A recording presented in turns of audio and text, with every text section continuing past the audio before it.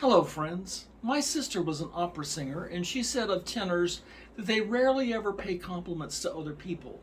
But there was an exception to that case.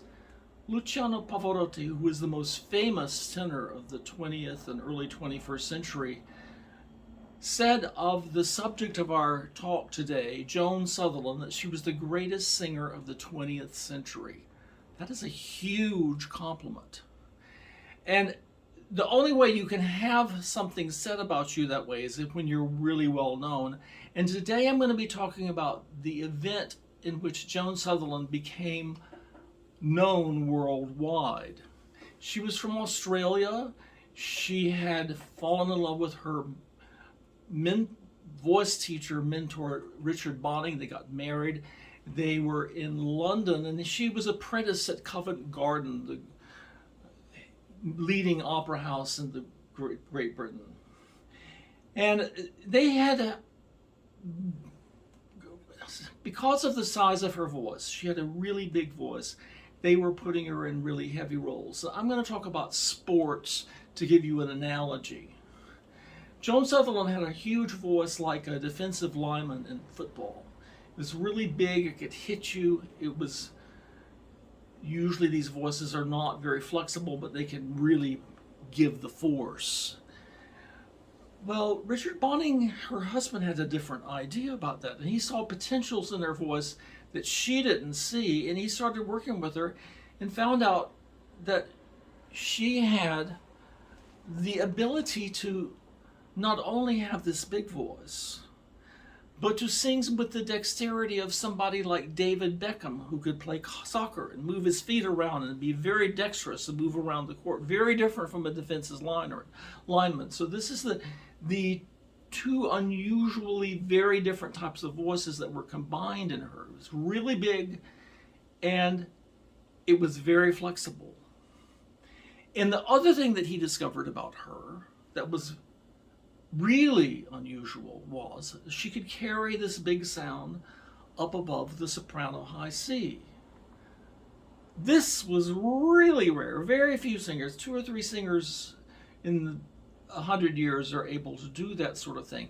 If I'm talking about sports, I would say it would be like somebody who can consistently kick a field goal from the 50-yard line. And she was able to do that. Well, he had to convince Covent Garden of this, and they put her in a role in Tales of Hoffmann where she played a doll, and she blew everybody away. So they decided to give her this big, juicy role of Lucia de Lammermoor, which had not been done in London in a long time. But they weren't going to just throw her out there to the dogs without some preparation. They knew that they had something really special. And so they called in the troops, and they called in Serafin, who was an Italian conductor who was one of the greatest opera conductors in the world. They called him up to London to do this.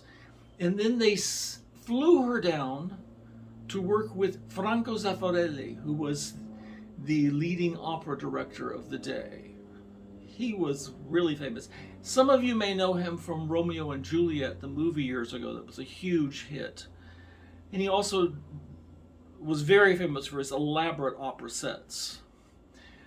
Well, she went to see Zeffirelli, and he really didn't know that much about her. And when he first saw her, he said, "Well, to be truthful, I was rather disappointed because I wanted a little petite Lucia, who looked like the character, but here was this gigantic woman. She was huge, very tall, not petite at all, no memories. And she had this big jaw and a big head. She looked like a soldier in drag." I said, "Oh, this will never work. I cannot do this." Well, her husband started playing the piano and she started singing, and all of a sudden I changed my mind. It was the most beautiful sound I'd ever heard in my life. It was glorious. So he said, "Well, maybe we can work with her." So they got beautiful costumes for her that made her look pretty. They plumped up her bosom, And then he started working with her because she was clumsy as an ox on stage. They had been trying to work with her for quite a number of years at Covent Garden. They had a very good coach that had worked with her, but she was just not learning. And so he went up to her and he started touching her all over. Like, you know, the Italians, the way they do it.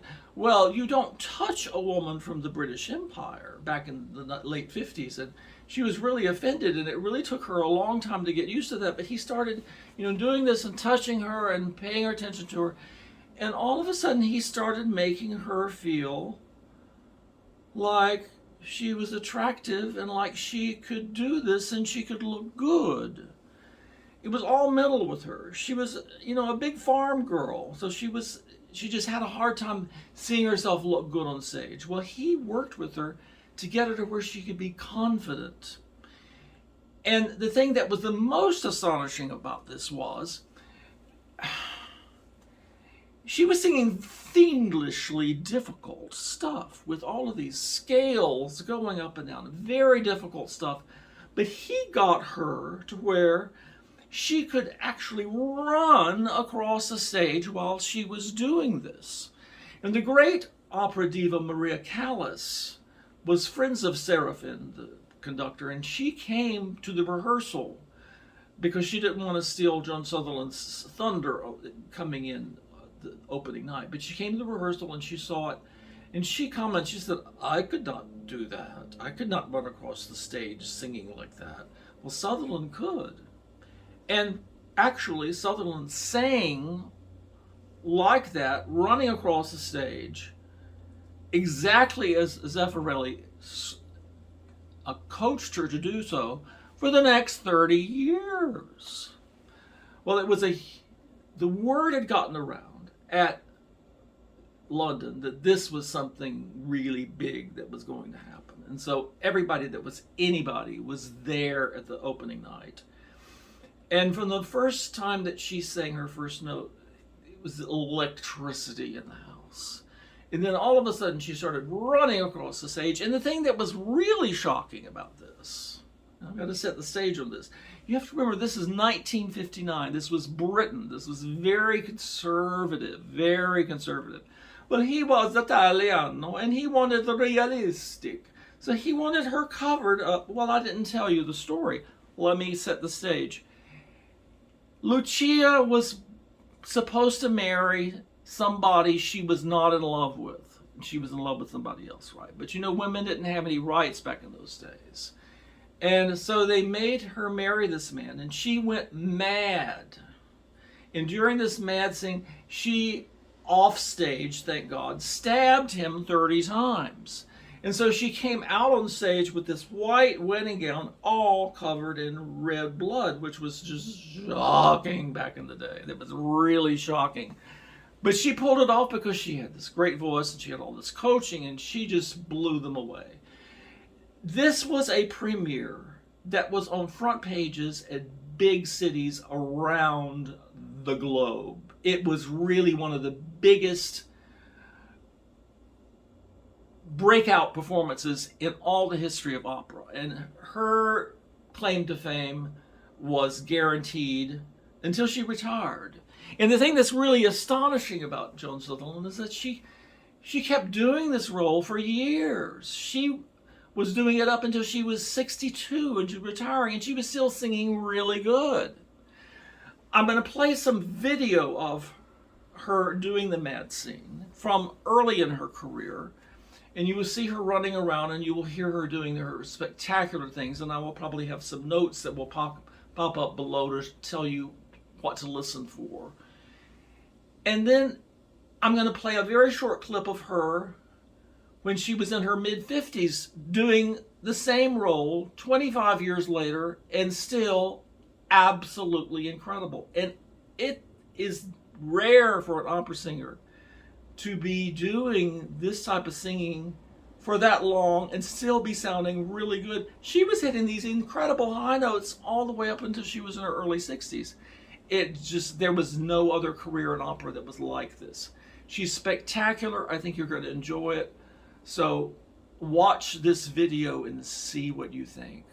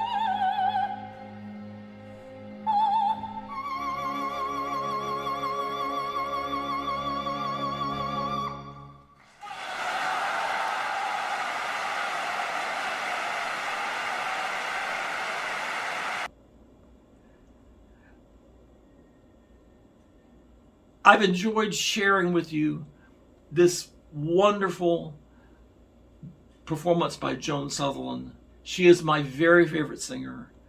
I just love her. It's the most beautiful voice. It's absolutely enormous. And she can do so much with it. And I really love the magnetism she has on stage. So I'm glad I was able to introduce this to you. Thank you very much.